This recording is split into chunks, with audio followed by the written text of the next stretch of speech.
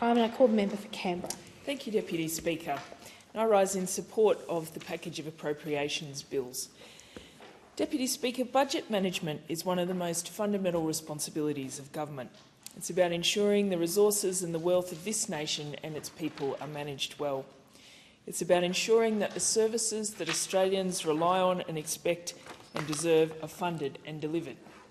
It's about protecting our people and our nation, whether from the global challenge of climate change or from other threats in an increasingly uncertain world.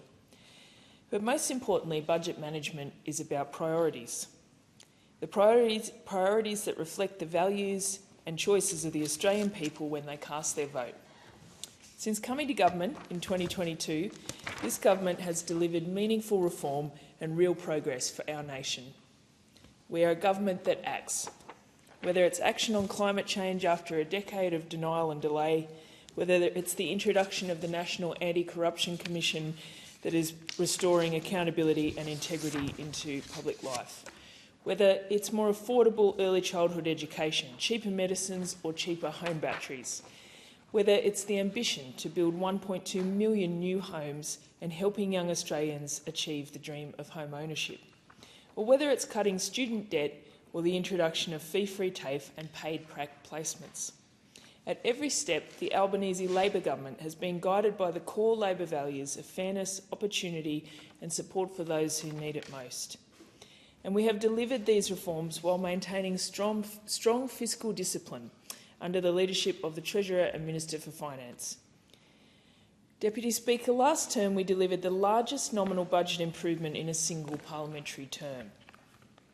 We delivered the first back-to-back budget surpluses in nearly 2 decades. Because for all the bluff and bluster about surpluses from those opposite, when they were in government, it took Labor to actually deliver one. That is the harsh reality for those opposite. This is responsible economic management in action, and is what we are continuing to deliver in this second term in government. When Australians went to the polls, they voted for a government that would tackle the big challenges, invest in the services they rely on, and build a stronger, fairer future. These appropriations bills reflect that choice. They give effect to the commitments we took to the people, commitments we are proud to deliver. Commitments to reduce the cost of living and fight inflation, including more relief on energy bills, tax cuts for every Australian taxpayer, cheaper medicines and a 20% cut to student debt. We are strengthening Medicare, including funding so that by 2030, 9 out of 10 GP visits will be bulk billed, a huge issue in my community.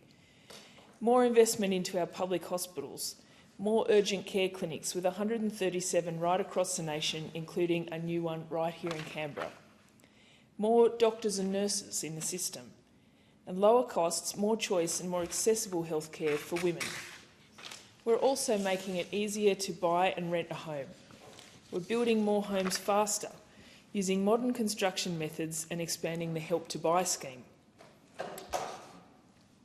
We're providing up to $10,000 for apprentices in housing construction to ensure we have the tradies we need to build the homes Australians need.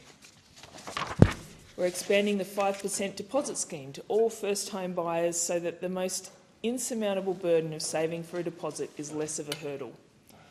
And we've invested $43 billion in our Homes for Australia plan as we work towards our 1.2 million new homes by 2030. We're fast-tracking the approvals of 26,000 homes that have stagnated, and we're freezing changes to the construction code so that builders can get on with the job of building. Alongside the Housing Australia Future Fund, Build to Rent, our shared equity scheme and other initiatives, this government is by far the most ambitious when it comes to housing policy in a generation.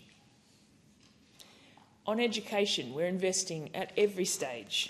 We're guaranteeing access to at least 3 days a week of subsidised early childhood education and care. We're fully funding every public school. We've made free TAFE permanent, and we're delivering reform to the universities sector through the Universities Accord.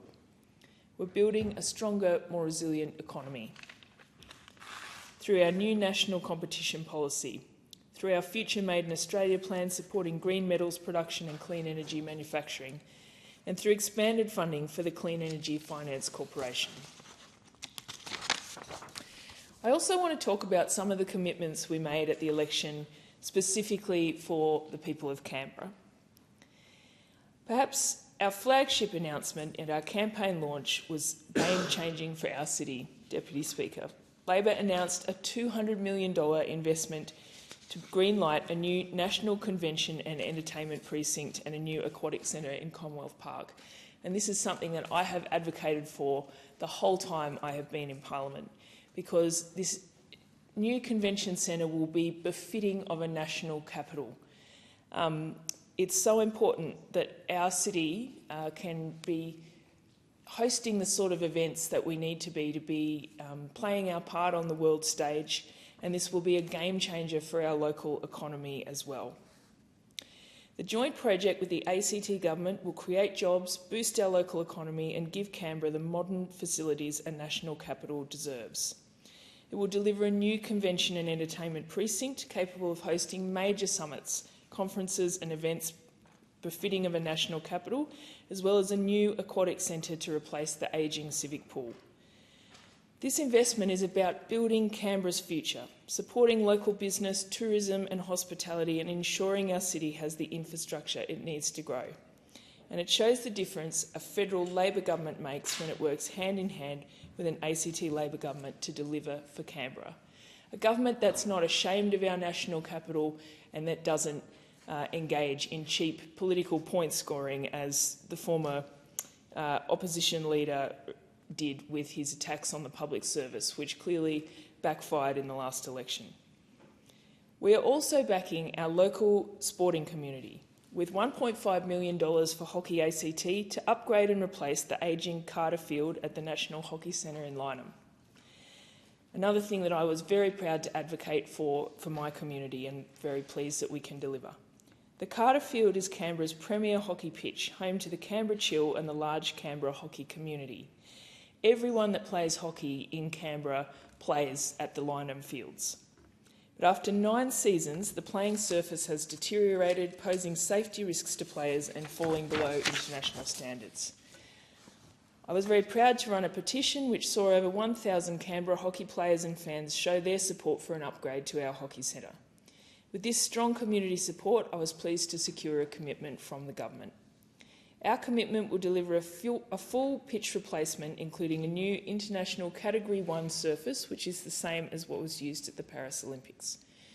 This investment will upgrade irrigation, fencing and other essential infrastructure. The new surface will also reduce water consumption by 45% and will support over 10,000 community fixtures and training sessions over the next decade.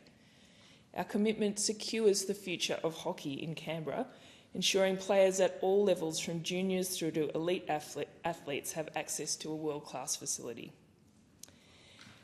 Our government recognises the specific challenges Canberrans face when seeing a GP. Our city has some of the lowest bulk billing rates in the country, and Canberrans pay some of the highest GP fees. It's simply not good enough, which is why, on top of our national commitment to make 9 in 10 GP appointments free by 2030, we're investing $14.3 million to directly boost bulk billing GP rates in Canberra. This funding will go towards funding 3 new fully bulk billed GP practices across the city and will guarantee the ongoing operation of the Interchange Health Co-op in Tuggeranong. We're also delivering new training initiatives, including the first metropolitan trial of the single employer model to attract more GPs to Canberra and keep them here. This is game-changing investment for our city. It will mean more choice, better access and more affordable health care for Canberra families. And Labor has also committed to delivering a new Medicare urgent care clinic in Woden, which is much needed. This clinic will be open 7 days a week over extended hours with no appointment needed, and every patient will be fully bulk billed.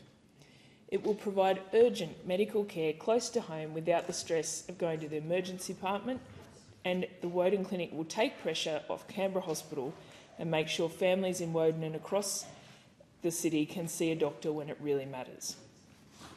It builds on 5 existing nurse-led walk-in clinics already operating in the ACT, which have seen more than 236,000 presentations since opening.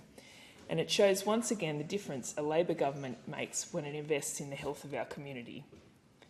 We're also investing an extra $10 million into respite services here in Canberra to ensure that people who need a bed in a respite centre can get one, because the health and wellbeing of Canberrans matters to our government. Deputy Speaker, we are also helping Canberrans electrify their homes and reduce energy bills through the Albanese government's suburb-wide electrification programs. Building on the success of early pilots like Electrify 2515, we are expanding this approach here in Canberra, working with communities such as Girralang and my electorate to help households transition from gas to electric heating, cooking and hot water. These programs provide funding support, expert guidance and practical solutions to make upgrades easier and more affordable for families. Early results from similar pilots have been very encouraging. Households have cut energy use, lowered bills by thousands of dollars a year and reduced emissions, all while improving comfort and efficiency. By bringing this program to Canberra, we are giving residents choice, saving families money and building the renewable energy infrastructure that will power our city into the future. We're also contributing $5 million for Stage 2 of the Garden City Cycleway through the Inner North. Stage 1 has been an absolutely massive success, and I'm looking forward to seeing the cycleway extend to Watson. I was thrilled to join the Minister for Infrastructure, the Chief Minister and the ACT Transport Minister to turn the sod of Light Rail Stage 2A to Commonwealth Park as well. A great example of our two governments working together. Deputy Speaker, the government is also investing in the roads infrastructure that Canberrans need. We're providing $53.5 million to support key projects, including completing Stage 1 of the Monero Highway upgrade, planning for Stage 2 and finishing the duplication of Gundaroo Drive. These upgrades will improve safety, ease congestion and make daily commutes faster and smoother for Canberra residents on these key arterial roads. The Albanese government is backing Canberra's local defence industry too and building Australia's future through this. It was great to join Defence Minister Richard Marles and the Defence Industry Minister Pat Conroy in the last term to announce $272 million investment in CEA technologies in Fishwick, supporting 720 local Canberra jobs and delivering 14 world-class active phased array radars to the Australian Army's long-range fires capability. CEA is a Canberra success story, producing cutting-edge radar technology that strengthens our Defence Force and is exported globally. This project highlights how the Albanese government is creating high-tech, Australian-made solutions while boosting local employment and capability. It was wonderful to tour this facility and hear about the Canberra history of this major employer in our city and the fact that they are, again, a great example of Canberra punching above our weight when it comes to innovation and incredible capability in our city that is exported to the world. Many in Canberra who commute through or around State Circle would also know that our government is building a brand new national security precinct in Barton, which will employ around 10,000 people. The multiplier effect will be major with this project, providing a huge economic boost to our city. And just this week, we're one step closer to setting up Australia's Centre for Disease Control, which will be headquartered right here in Canberra, something that myself and the other Labor representatives, member for Fenner, Bean and Senator Gallagher, were very keen to see happen. The Minister for Health introduced his legislation to establish the agency, which will deliver on our $251.7 million to set up the CDC with an ongoing annual funding of $73.3 million from 2028. Deputy Speaker, these bills deliver for Canberra and they deliver for Australia. They are about keeping faith with the Australian people, delivering on the commitments we have made, strengthening the services that Australians rely on, and building a stronger, fairer future for our economy. They reflect the values of this Labor government: fairness, opportunity and responsibility. I commend them to the House.